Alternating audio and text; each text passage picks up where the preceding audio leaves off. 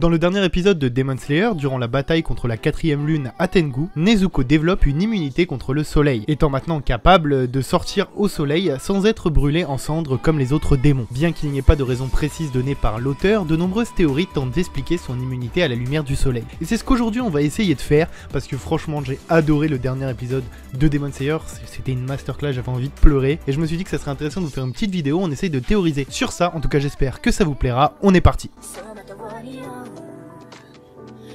Il y a une grosse confusion dans Demon Slayer, beaucoup de fans font cette confusion, mais la famille Kamado n'est pas liée à Yoriichi Tsukikuni, le premier tueur de démons et le créateur du souffle du soleil. Cependant, on l'a vu par rapport à plusieurs flashbacks, ils utilisent la respiration du soleil dans le cadre d'une cérémonie rituelle pratiquée chaque année. Donc on pourrait se dire que c'est peut-être pour cette raison que le Blood Demon Heart de Nezuko est de type feu, entre guillemets. Et c'est ce qui montrerait son lien avec la lignée des utilisateurs du souffle du soleil. Bon, je pense qu'il est important de contextualiser, même si vous savez un peu tout, comme ça vous allez rien oublier, et comme ça on va pouvoir bien théoriser par la suite, donc on va faire un petit rappel du personnage. Vous le savez tous, mais Nezuko est la petite sœur de Tanjiro Kamado, c'est l'une des dernières membres restants de la famille Kamado, elle fut attaquée et transformée en démon par Muzan, et elle fait partie des rares démons capables de survivre sans tuer d'humains. On avait déjà vu que Nezuko était assez particulière lors de l'arc Quartier des Plaisirs, donc la saison dernière de l'anime. On avait vu qu'elle réussit à éveiller une grande puissance, allant même jusqu'à partiellement se transformer pendant son combat contre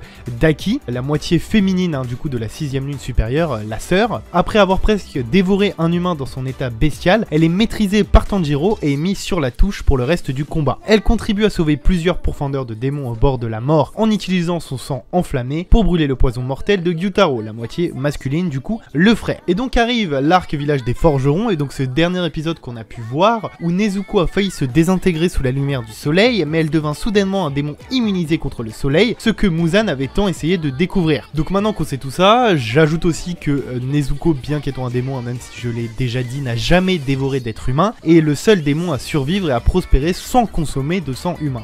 Elle n'a jamais consommé de sang humain, uniquement du repos et du contrôle de soi-même. Comme je vous l'ai dit tout à l'heure, dans le combat du chapitre 126, ou le dernier épisode de Demon Slayer qui est sorti, Nezuko a été entièrement exposée au soleil. Donc elle a pu résister à cette lumière. Cependant, j'aimerais notifier quelque chose. En fait, elle n'a pas tout de suite été immunisée contre la lumière du soleil, puisqu'elle a été gravement brûlée au début. Donc on pourrait se dire que le fait qu'elle soit issue de la lignée d'utilisateurs du souffle du soleil, et qu'elle ne dépende pas d'une substance humaine, explique peut-être son immunité. La seule différence qu'il y a entre Muzan et Nezuko, entre guillemets, parce que Nezuko, du coup, possède du sang de Muzan, c'est l'hygiène de vie de Nezuko. C'est un peu particulier comme terme, ce que je viens d'utiliser, mais ce que je veux dire, c'est qu'en fait, comme je l'ai expliqué juste avant, c'est vraiment que du repos, elle n'a jamais touché de sang humain, elle a toujours eu son self-control, et donc c'est vraiment ce qui la différencie de Muzan. C'est le fait qu'elle soit issue, même si on a vu qu'il n'y a pas vraiment de lien, mais qu'il y avait quand même quelque chose de la lignée d'utilisateurs du souffle du soleil, et aussi on peut ajouter qu'elle a une hygiène de vie complètement différente, c'est la végane des démons, vraiment aucune substance humaine qui est consommée par Nezuko,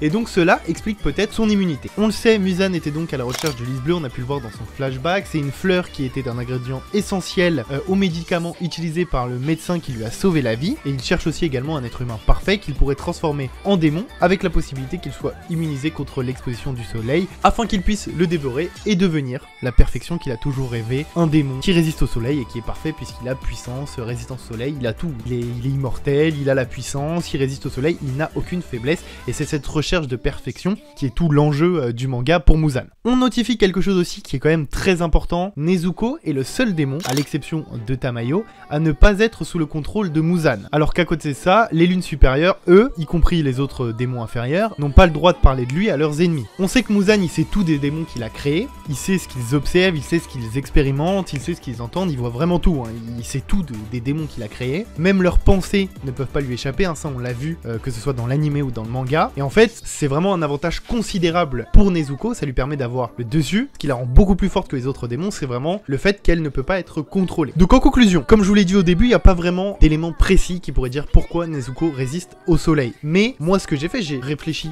très logiquement, je me suis dit qu'est-ce qui différencie les démons de Nezuko et qu'est-ce qui différencie Nezuko de Muzan. Donc qu'est-ce qui différencie les démons de Nezuko? Comme je vous l'ai dit, c'est que Muzan n'a aucun contrôle sur Nezuko. Et qu'est-ce qui différencie Nezuko de Muzan? L'hygiène de vie de Nezuko et aussi le fait qu'elle soit, entre guillemets, qu'il y a un lien un peu particulier entre tous les descendants, les utilisateurs du souffle du soleil. Et donc voilà, moi c'est ma théorie, je pense que c'est à cause de ces deux choses. En tout cas, n'hésitez pas à me dire ce que vous en pensez en commentaire. Je pense que c'est une théorie qui est assez intéressante, je pense qu'il y a beaucoup à théoriser, puisque justement, comme je vous l'ai dit, l'auteur n'a pas donné de précision là-dessus, mais je pense que c'est très intéressant. N'hésitez pas à me dire ce que vous en pensez en commentaire, dites-moi vos théories, de toute façon je lis tous les commentaires. Merci d'être de plus en plus nombreux sur cette chaîne YouTube, c'est déjà la fin de cette vidéo, j'espère qu'elle vous aura plu. N'hésitez pas à liker, à vous abonner et à partager cette vidéo, il y a plein de choses qui arrivent. Merci beaucoup, c'était Thibaut, allez, ciao ciao.